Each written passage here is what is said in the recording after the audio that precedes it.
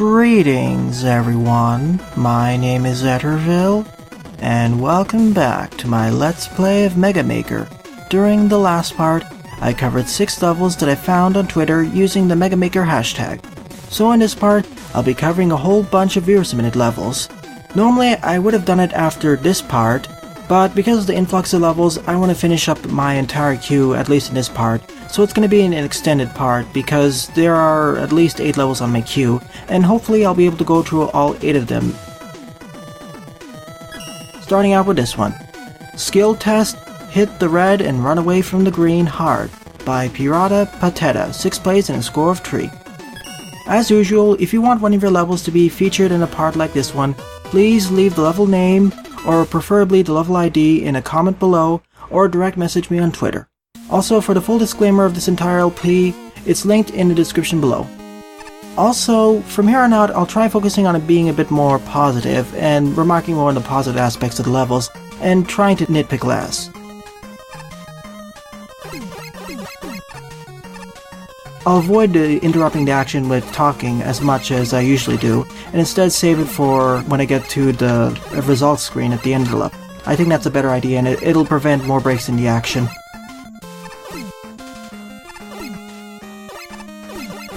Okay, I see what I need to do here. I need to rocket up just fast enough so I can get to that ladder. As the developer said in their comment, or designer, this is a lot easier if you're much more of a skilled Mega Man player. The first set of challenges were with the Windstorm. This is with the Charge Kick. Here you need to use the air jump properties in order to get across.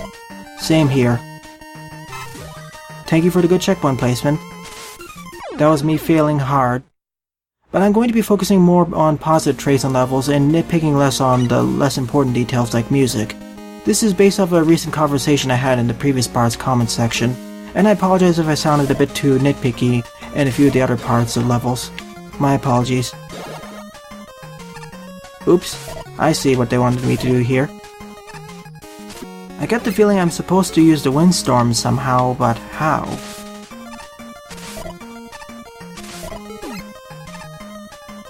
Okay, so I need to do a quick weapon switch over there if I want to get across. Well, this is going to be certainly quite a bit of a challenge. No wonder they said it was difficult. Didn't quite time it right. Oh boy, this level is certainly going to be a lot more on the challenging side, that's for sure. Well, if I keep failing, I'm just going to edit out the failures.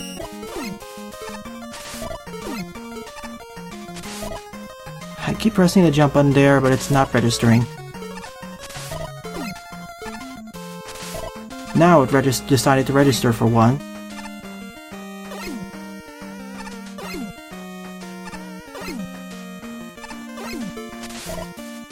Ah, got it this time. And thank you for a good checkpoint placement. This would have been a lot more frustrating if there wasn't a checkpoint earlier. After all, the more difficult the challenge, the more checkpoint frequency there should be. Like here, for example. It's a good idea to put a checkpoint right here and right before because there's a large chance of people dying, so the designer did get it right.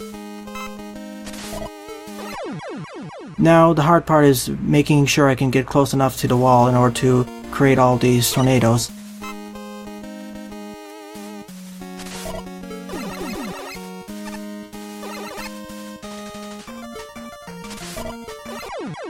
I need to be closer to the wall. At least there are some distinct landmarks where I can orient Mega Man towards, so I can get close enough and use that to bounce around. And I need to do a quick weapon switch when I get up in there high enough so I can slide across.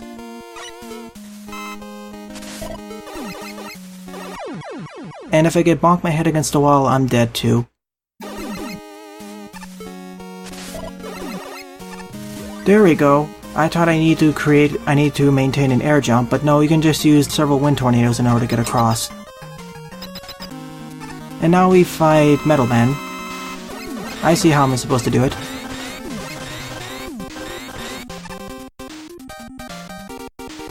Okay, I need to at least get some wind tornadoes in between all those spikes. Easier said than done, of course, especially with all the bouncing.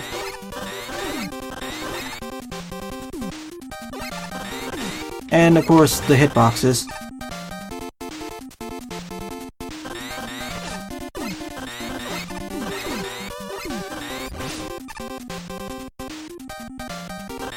Well, I died against this encounter, so I'll jump cut again to this one. Never mind, it's not necessary because there's a checkpoint right over here. Thank you, developer. Wait a minute, is his weakness the charge kick?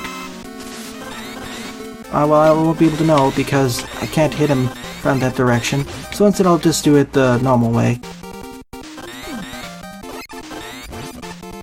It's a little bit slow and steady, but it works. Just gotta be a little bit careful with dodging. Yeah, the Wind Tornado hitbox looks a little bit slightly bigger than what it actually seems to be, at least to me. But I got the hang of it at least. This was certainly more of a challenge-based level, but I enjoyed it. Pretty fun, but you gotta learn how to do quick weapon switching between the Wind Tornado jumps and using the charge kick. So I definitely give this stage a 2 thumbs up, Pirata.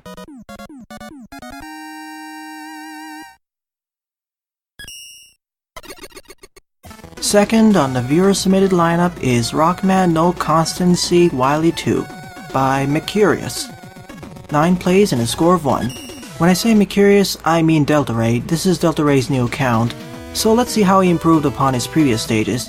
My favorite one is of course Top of the Volcano version 2.0, and based off the name, this is a remake or revisit of Rockman No Constancy Wily 2 stage, and that was a Mega Man 2 ROM hack, a rather difficult one, I would say. Eventually I will try out Mega Man ROM hacks, so I will eventually get to that game. And we have a whole bunch of special weapons to make this easier, which makes sense because that was a fortress stage in that game, so of course you'd have access to all special weapons. And that's me failing, or the jump not working. Of course I also have the Rush Jet and Magnet Beam in order to make this challenge a lot easier. Of course we only have Mega Man 2 physics, but it's not too much of a loss. Just to make this easier, might as well use a Flash Stopper so I don't get killed by all of these conveyor belts.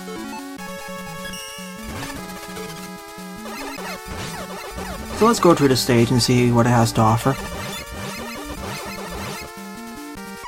That was more my fault though. Let's try this again, shall we? Thankfully I wasn't sent too far back. I don't want to take any risk here, so I'll just fail to use that, apparently. Phew, I made it this time.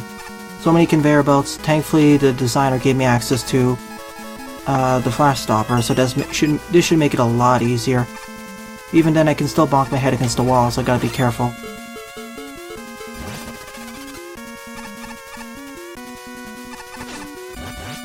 Oh, of course, if I take a hit over there, I'm sent back to the room. Even though there's forced weapon usage here, I don't mind it too much because there's a whole bunch of places where you can farm weapon energy. So it's not too much of a problem. Oh no. This is a bad place to be in. Especially because of all the conveyor belts.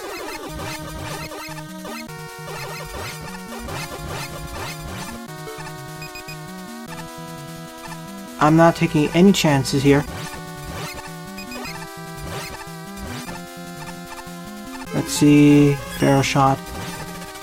Thankfully these aren't the stronger running conveyor belts like the Supersonic Speedway stage was. That would make this stage a nightmare. Also great checkpoint placement. And that was my fault, because I forgot there were spikes up there. Should have remembered that.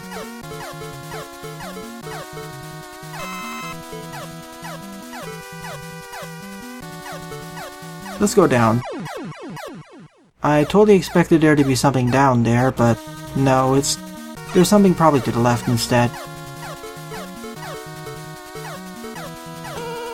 So let's see what's over here. Oh, never mind. I thought I switched over to the Magnet Beam because it has the same color scheme as Mega Man. Oh, it's a Rush Jet challenge, never mind.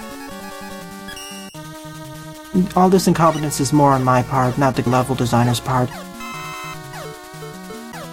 Though it's a little bit of a pain to hit that enemy from here, you're forced to use special weapons like Metal Blade. But I don't mind it because this is a fortress level, and there are all those weapon pickups over there in the first place. So let's use the correct gimmick this time, and get across. Now we need to use the magnet beam, I suppose.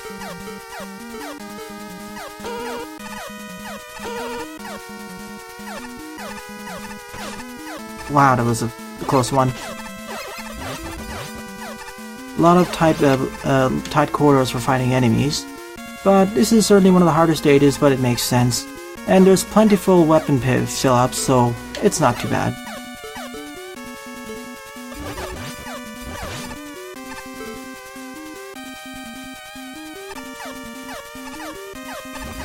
And to be fair, considering this is trying to be a remake of the original Wily 2 stage from Rockman No Constancy, I don't know exactly how to feel about the stages. Because they're trying to be authentic to that one, so I can't blame the level designer for certain decisions. Okay, I'm back over here. If there's one complaint out of this stage, it's the fact that some of the bonus pits are not clearly labeled. It's kind of difficult figuring out where exactly a pathway is supposed to lead to, because the pathway to the left seems like a logical pathway you can go to for some extra goodies, but no, you're supposed to go to the right. I'll leave that complaint more to the original level design. Oh, I see you over there. I'm not falling for that trick. I'm referring to all the Sparkman platforms. Considering how much of a trouble they gave me in the previous part, I'm not going to take any chances, and I'm going to definitely use the flash stopper. Better safe than sorry.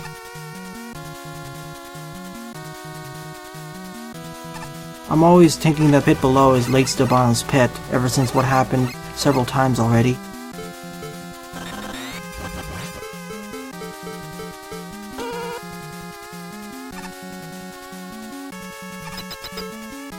But I guess we're at the boss room now.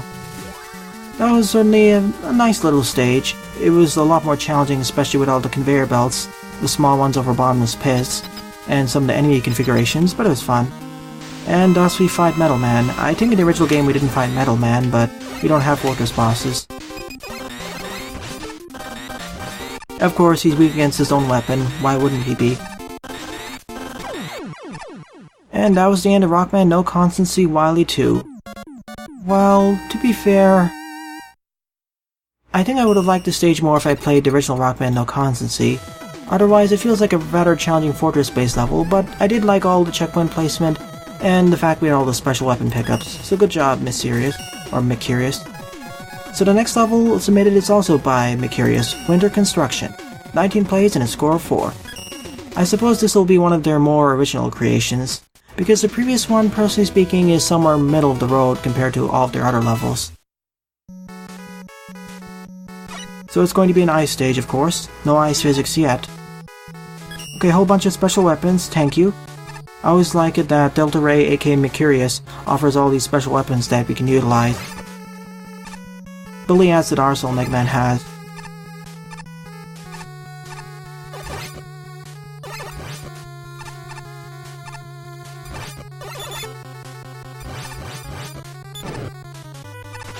Oh, Picket Men, wonderful. I think if I take the upper route of the tree, I'll get some special power-ups. Oh no, by taking the upper route, I just skip past all these challenges, the more dangerous ones. This reminds me of a particular room in Mega Man Endless, actually. Strangely enough. It seems awfully familiar. Gotta be a little bit careful here while jumping on the top end platforms, so don't get embedded into the wall or spikes. Okay, a nice decent little challenge over there.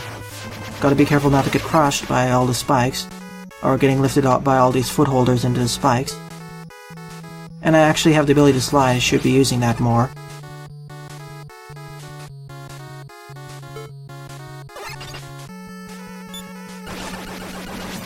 Ran right into that Benkei, that was my fault. Yeah, this reminds me of several Mega Man Endless rooms stringed together for some reason. Because I remember there was a whole bunch of blocks here in this relatively same stage configuration, though that may be just me in misremembering things. And there were only 3 blocks back then, so I guess there was some changes. Yeah, this is definitely different, I think.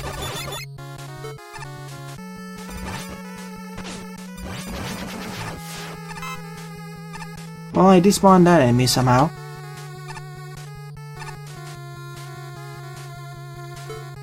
This is definitely reminding me of several Mega Man Endless rooms, because I remember this exact configuration of enemies, well, maybe a little bit different. There was a big eye here before, and we had all these Gutman platforms, which instead have been replaced with footholders. And the end of the stage, or the next part of the stage, is on the left side of the room, instead of the teleporter being at the top left. It just seems awfully familiar, although it may be just me misinterpreting things and thinking it's something else. I think the level designer took some inspiration from several Mega Man Endless rooms, because I recognize several of these stage structures. I definitely remember playing through a Mega Man Endless room like this. And there was a very tough enemy in the top right, all those goodies, which were being blocked by some Snake Man platforms, or Snake Man blocks, or even Crash Man blocks. Same with this room. I actually remember there being prop tops like the ones in that room too. There's just so many similarities. Same with the sliding point over here. And if I'm correct, yeah, almost the exact same room structure, although it's a lot easier because there are a lot less beaks. I'm thankful for that, at least.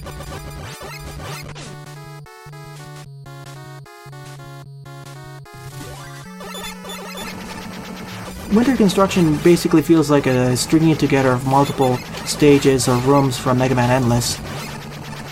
So I don't know how to feel about that one. But at least it's a little more fair than Mega Man Endless because there's less difficult enemies, for the most part, and we actually have more special weapons to utilize. A lot stronger, personally speaking. Plus we actually have checkpoints, instead of having to restart the challenge over and over.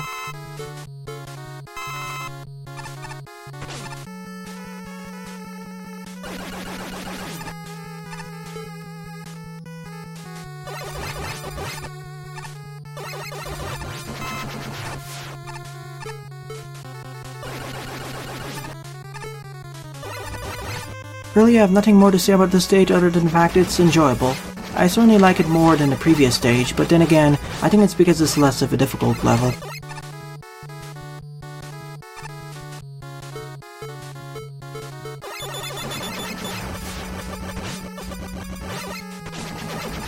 I think I'll just take the upper route because I don't have to deal with those enemies. Or rather, I don't want to have to deal with all those Sparkman platforms. It's just too risky.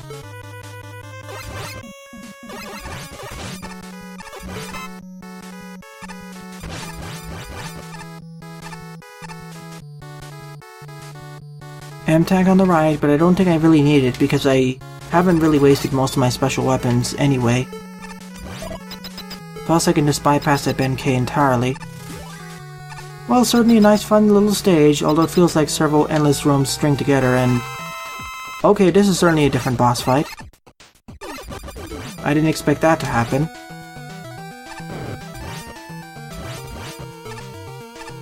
This is certainly neat. I didn't expect that to happen, that's for sure.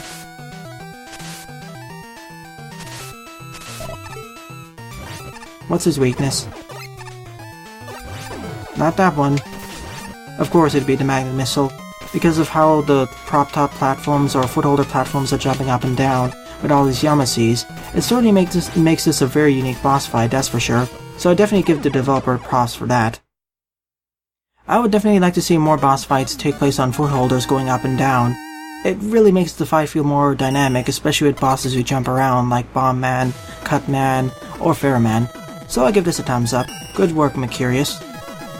Fourth level on this viewer-submitted lineup is Kaizo Level-Isane, or Just Use Charge Kick XD, by Mega Man 2407, 20 plays and a score of -3. Mega Man 2407 has been one of my repeat viewers for quite a while. In fact, they were one of the first people who submitted levels for me to play through, so I have a certain fondness for them. So let's see how this level plays through. This is the insane version of the Kaizo level I played twice before, first on easy mode then hard mode. And one obvious thing about it being insane mode is the fact that, well, I only have access to the charge kick. I don't have access to any other special weapons, so that's going to certainly make this more challenging. And of course there's probably going to be a lot more instant death, so I gotta be careful in that regard. Plus there's stuff like this happening because I acted a bit stupid there. I should have not blown up that one block. So the same general level structure will be there, it's just that it's going to be a lot harder. I forgot I need to use the charge kick over there, otherwise it won't make it past the two blocks of spikes. But of course, if it gets too challenging, I can always just use the charge kick in order to make this a lot easier. I thought it was going to open up and hit me, but no. I mistimed it. And because this is a Kaizo level, I suppose there's going to be quite a few gotcha moments too. But to be fair, the original two versions didn't really have that many gotcha moments. I got bonked against the head by that spike. Uncharitable spike hitboxes, the growing meme in this LP. That's one of the only few things I dislike about the engine, because otherwise throughout this LP I'm mostly enjoying my time with with Mega Maker as a whole. I complain about Mega Maker this much because I want to see it grow better over time. That's why I complain. I'd like to see it become a better thing as time passes. Okay, thank you.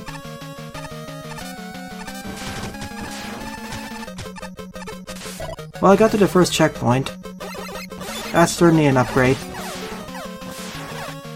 I'm going to die over here, so I'm just going to reset over here and see where the upper pathway leads to. I wonder if there's any changes to that pathway in the first place. That would be neat to see.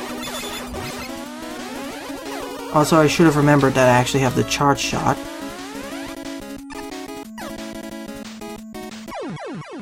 And I didn't pay attention correctly.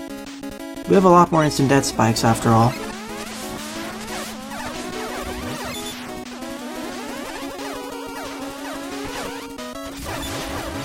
Mega Man 4 charge shot too. Wonderful. Again, I fell for the same trap. I should have just tapped the button. Well, I'm gonna try going for that pathway just one more time, then I'll just take the normal pathway. That's it, I'm just gonna take the normal pathway.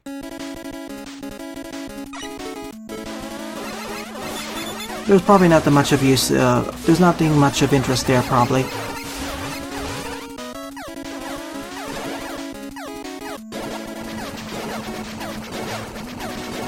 Oh. Okay.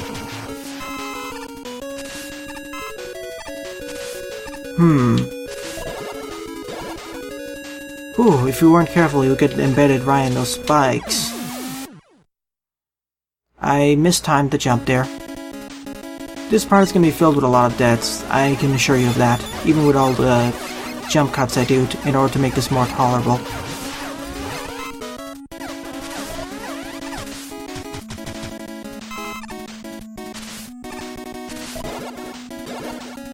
Hold right over here. Jump down here. Not make the jump, because I panicked a bit there.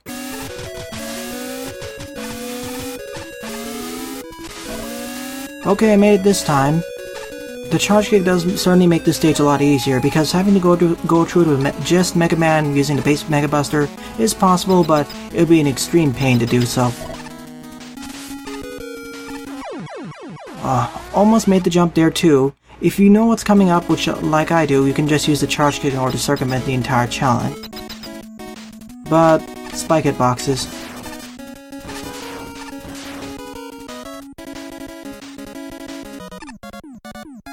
Trying to jump through these spike hitboxes, yeah, I don't recommend it. You can die quite often.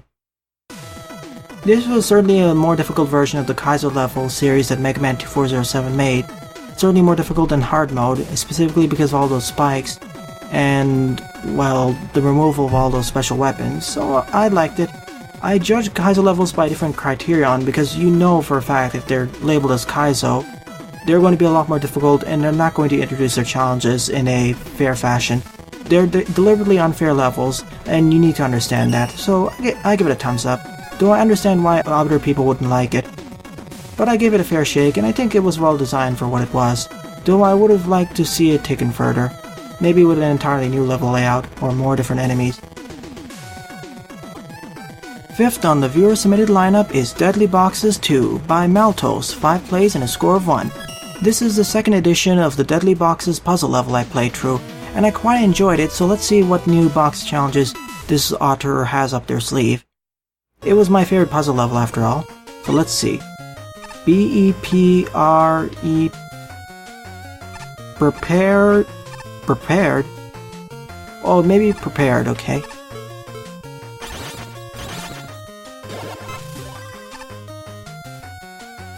Okay, this is teaching us that we need to use the blocks for the rolling cutter at the proper time, but we need to make sure that we don't destroy the blocks on the right so we don't end up killing ourselves.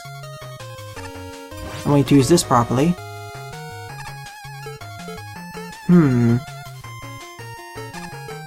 This will block all shots, but I see what they want me to do here. If only the rolling cutter and Star Crash were closer to each other.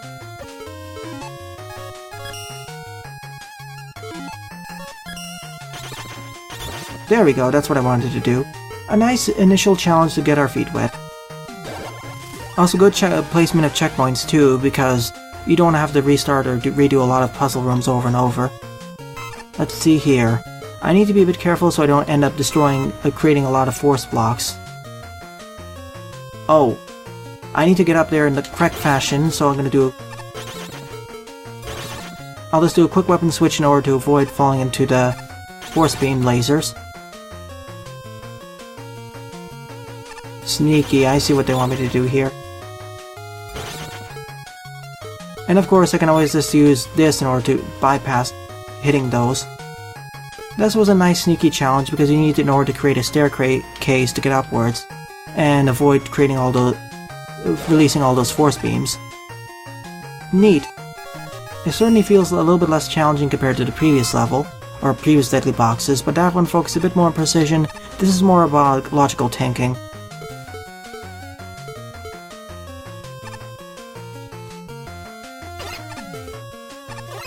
I need to blow up these boxes, which will open up the teleporter.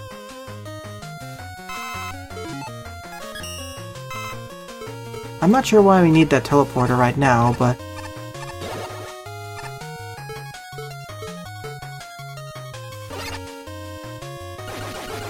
maybe this is training for something. I think I ended up boxing myself in. That was just a trap. Or maybe that's trying to teach me something. Oh well, I guess I can go by without... Oh, never mind. I need to get to that teleporter. That was just me. First I need to blow up this one with some precision aiming.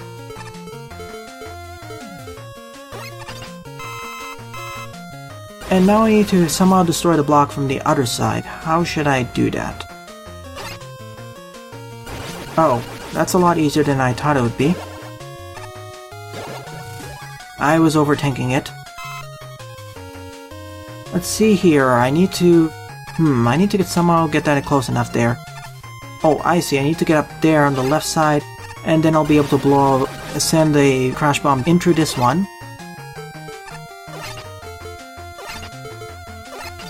Which will now blow up this one, which means once I get close enough down, I'll be able to blow up this one.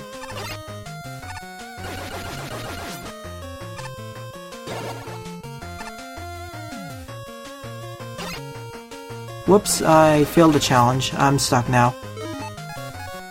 Well, I guess I'll have to restart this one. Thankfully, there's always 2 large weapon energies in order to refill your special weapon. And I guess that's all you need in order to complete the challenge, but I will restart one more time, just to fill it up all the way.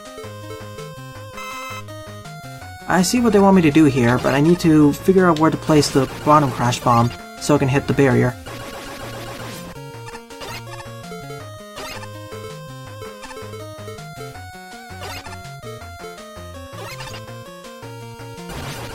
Oh, that's how you do it. Well, okay, I failed the challenge. I see what I need to do here. First, refill up to max, restart the room, and leave an extra large weapon energy just in case if I run out. There we go, it's a little bit finicky, but I can get it. It's a nice set of challenges, always going on to a different one. Now this is the Charge Kick challenge, and I do like that the developer is introducing new gimmicks in an organic fashion, progressively making them harder and harder. Okay, I need to blow up these blocks.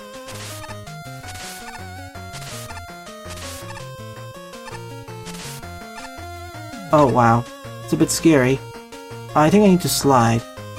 I have to get the timing down right, because I need to figure out how to slide into them, but this platform isn't really helping, especially when I fall down into the ground.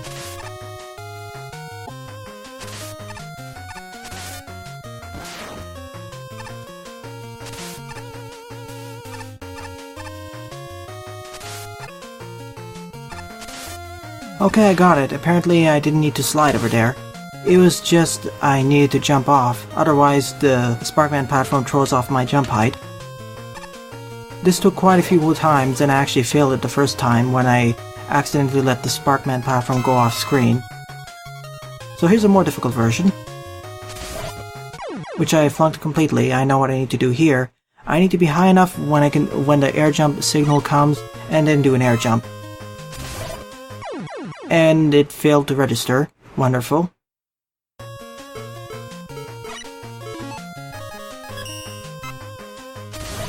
Now it worked. Whoa, that was a bit too close over there. I thought I was going to be embedded into those spikes. Okay, here we need to use the Star Crash's space jump properties combined with the air jump. So then, Charge Kick. I need to be on the left side so I have enough space in order to do that. There we go. Yep, there is the harder version of this challenge, progressively making this a lot more difficult. Windstorm. Well, I expected there to be a trap.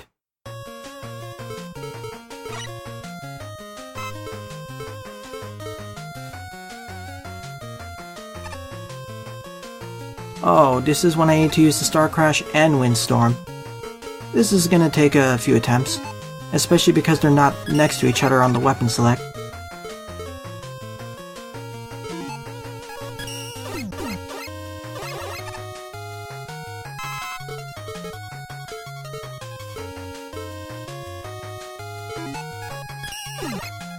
The Windstorm challenges does require quite a bit of precision, which I don't necessarily have the skill for.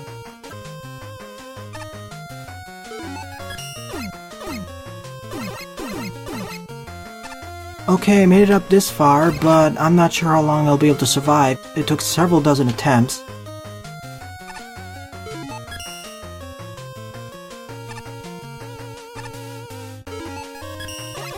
Whew, I almost died there. Oh, thank goodness. As I said, it took several dozen attempts in order to complete that correctly. I don't really like the precision-based jumping with the Windstorm, especially because of how inconsistent it can perform against walls, at least for me. I won't take it against the stage, but if there was an entire stage based off that gimmick, I'd usually give that a thumbs down. Well, other than Uzo spirals, because that felt well designed, it's just not for me. More precision-based challenges, not for me. Okay, this is going to be a little bit more challenging, because here I need to use the Star Crash, then I need to use the gravity hold at just the right point when I'm up there so I can actually make it past without dying.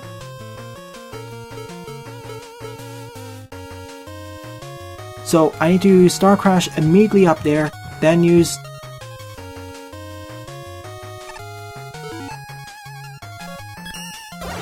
Oh, I failed it. I need to be quick enough there. I need to use Star Crash to jump up there, use gravity hold, then immediately Charge Kick slide through there. A lot harder than it looks.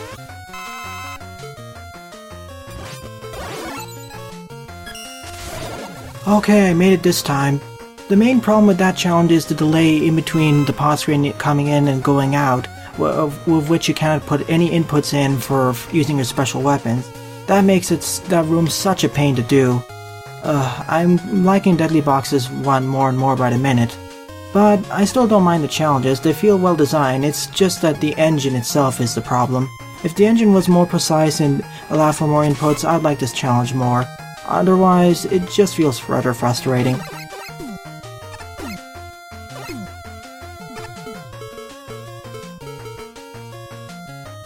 Especially because I can't dynamically change my special weapon ordering. That would make some of these challenges so much easier. But I guess I'm at the end of the level, thankfully. Now time for the boss fight against Nightman, who I assume is weak against the crash bombs. No, apparently not. Not the gravity hold either. Not Star Crash.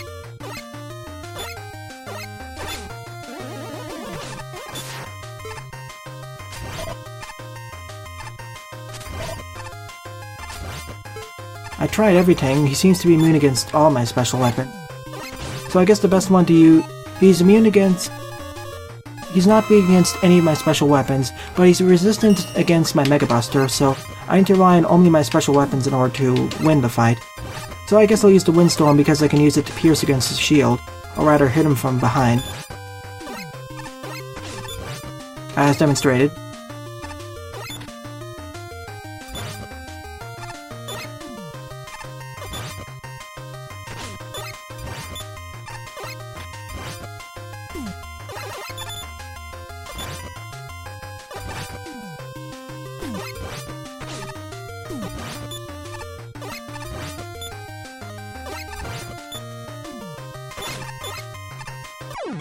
And that was the end of Deadly Boxes 2. A rather difficult puzzle-based challenge level, but it was pretty well designed, and I did like how each challenge was introduced in a fair fashion, each of them with an individual special weapon and then combined with other ones to make more difficult challenges, and wrapping up the difficulty from there on. Although I started to have issues when we had the Windstorm combined with the Star Crash, and then with the Gravity Hold combined with the Star Crash combined with a Charge Kick. First one was of course because of the precision involved, and the fact that I don't really like precision-based challenge levels, because I'm not usually good at them, plus they're not in my preferences. And the second one due to the engine timing issues where it doesn't accept inputs at some crucial moments, meaning that the crucial window of time to actually input the correct series of commands is really tight. But despite all my criticisms, I really enjoyed the stage. It was very creative, and it's a nice addition to the Deadly Boxes family. I would love to play Deadly Boxes 3 in the future, although I worry if it's even more difficult than this one, because Deadly Boxes 2 I would say was a step in difficulty compared to Deadly Boxes 1, and that's saying quite a bit, because certain sections of Deadly Boxes 1 were challenging. Otherwise, great job, Maltose. It's one of my favorite levels of this part, that's for sure. 6th level on this viewer-submitted lineup is Enter the Castle by Laonic, 14 plays and a score of 0. Now, Laonic was also the creator of Top to Top, which I covered in part 30, so let's see how this level compares to that one. Also, if you're wondering why I got all of those, why I have access to timing up and timing down the level, there was an issue when I started the level, so I had to restart from the beginning.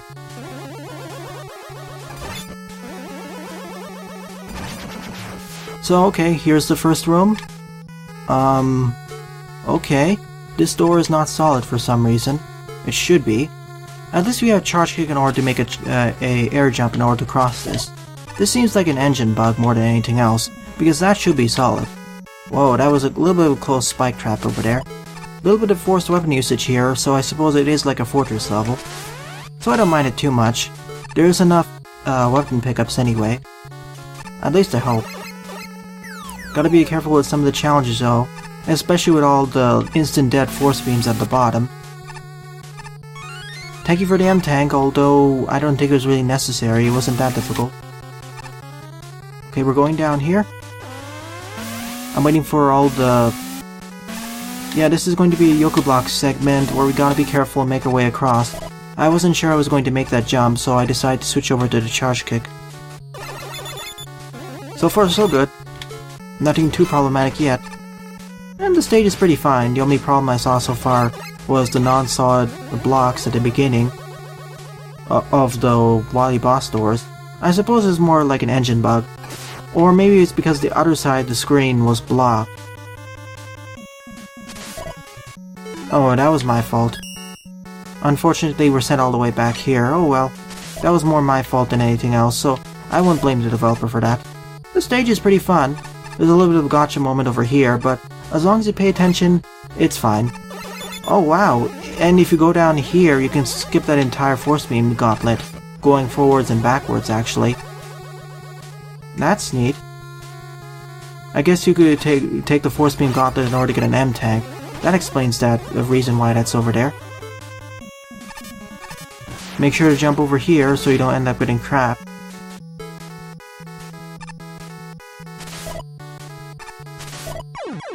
I was surely thinking that there was going to be some extra goodies on the left, but no, it's just instant death. And I found the 2 spikes being on the left to be awfully suspicious. That's why I thought there was something on the left.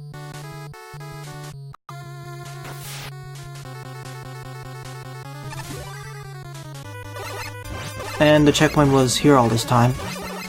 Well, I'm not complaining about the stage so far. I like the level gimmicks, and I like the fact that the Force Beam Gauntlet above and going backwards was an optional one for an extra M-Tank. And the gimmicks are being introduced in a fair fashion, even though this is more of a fortress stage. And to be fair, I don't think that a special weapon usage is mandatory. It's more the fact I'm using it as insurance, more than anything else. And that's me screwing up. I should have not used the charge shot there. That's gonna be a slight problem. At least I can despawn the...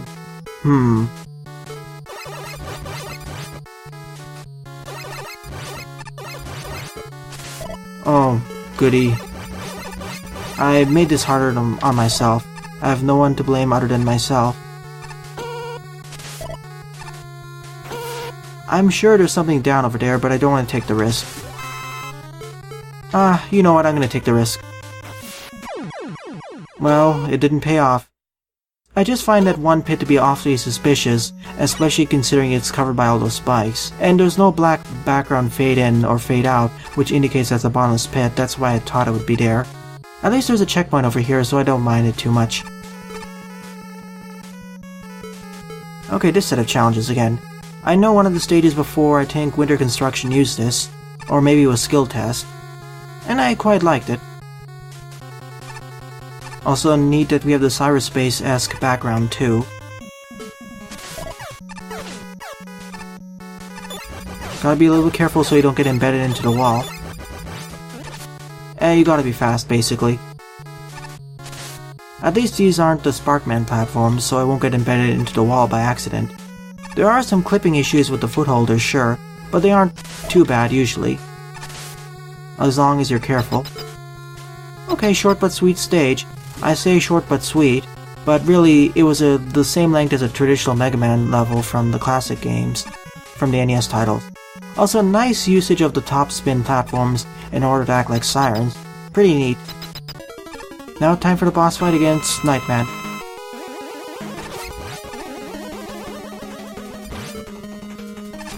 No, he doesn't have any weakness. Guess I'll rely on the Mega Buster then.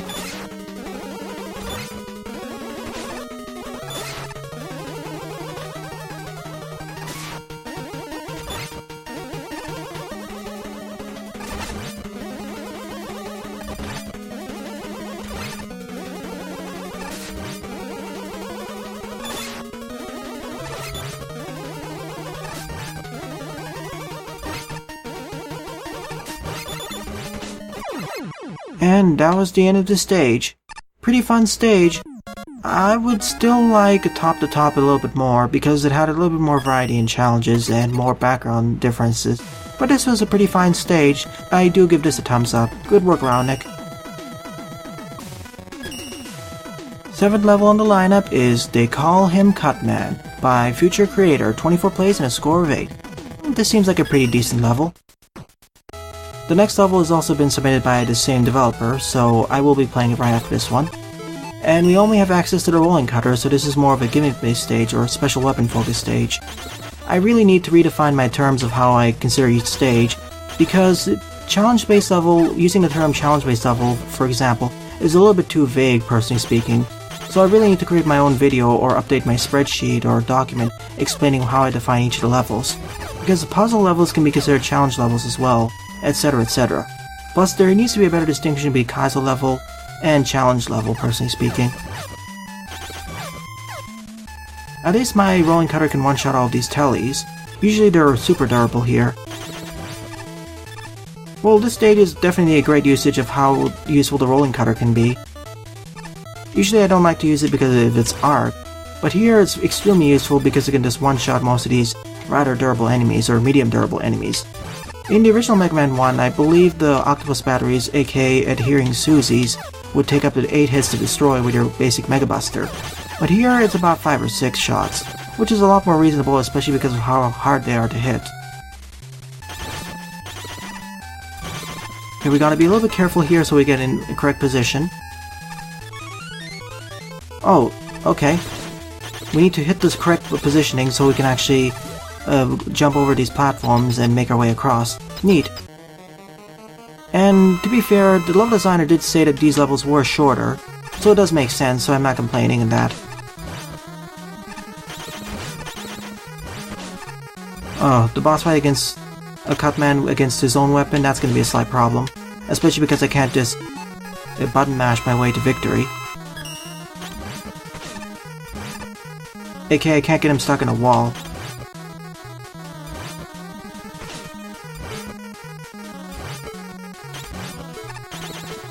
At least I can immediately despawn my rolling cutter at any time, unlike what Cutman can do. So pretty nice and short stage. It nicely illustrated the usages of the rolling cutter, and I especially like the second half of the stage where we needed to keep on those rolling platforms or spinning tops and make sure to destroy all those rolling cutter barriers in order to make our way across without dying, and the checkpoint placement was pretty fine. It's a little bit shorter than a normal Mega Man level, but it's fine. Pretty nice job, FutureCreator. So on to the 8th and final level of this part.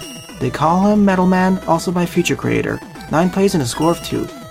Based on the previous level's trend, it's also going to be a level focusing on special weapon usage, this one the Metal Blade.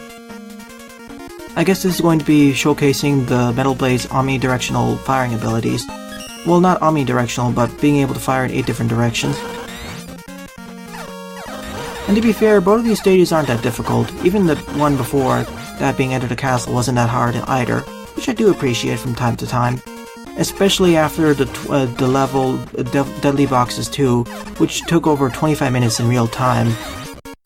It's my favorite level to part, sure, but boy, it was it drained a lot of my energy to play through that level. When I edit that level for this Let's Play, you'll probably see it be between 10 to 15 minutes, maybe even shorter. So far, so good. Oh, wait a minute. Oh. If I went down there, I could get some extra goodies. I want to take the risk because the fight against Metal Man can be quite a pain if you're not careful. Plus, I don't have the access to the slide, so I know these challenges won't be too precise.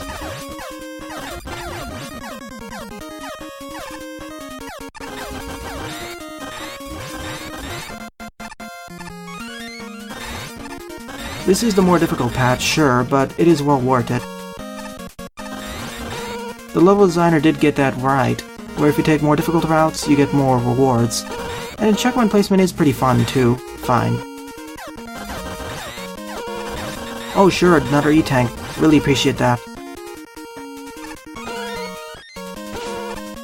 I was worried for a second there that there was going to be a bottomless pit here.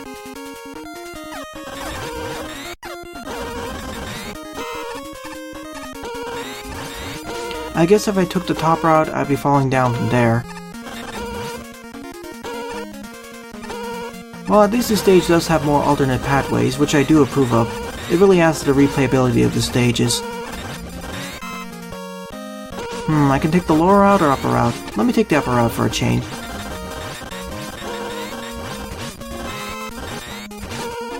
Oh darn it. By destroying that Metal Blade block, I can't get the extra life. Well, if I took the top route, I would have easy access to that. Oh well, you can't win them all. And there was an extra life here anyway. These stages are definitely more on the easy side, but they do well showcase how well utilized each of these enemies can be, or rather special weapons can be used. We saw that especially with the rolling cutter, same with the Metal Blade, although these levels are more on the easy side, personally speaking. Oh boy, this is going to be a little more challenging, that's for sure. For obvious reasons, because I need to somehow access Metal Man, plus all these count bombs deflect all my shots. But it doesn't deflect Metal Man's shots, wonderful. Oh no, I don't want to do that. No thanks. I just want to restart the last checkpoint.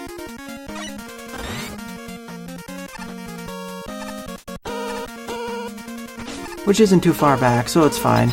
I would have wanted the boss corridor itself, but this works. Unfortunately, the count bombs block my shots, but it doesn't block Metal Man's shots, and all these elect beam traps aren't really helping matters either.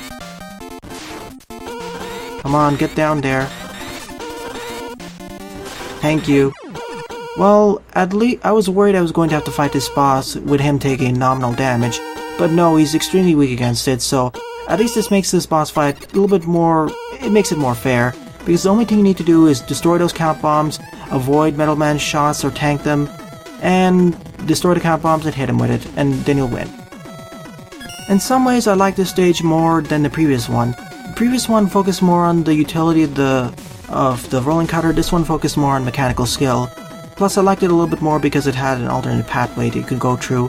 One would allow you access to extra goodies like the 2E tanks, the other one would allow you easier access to the extra life.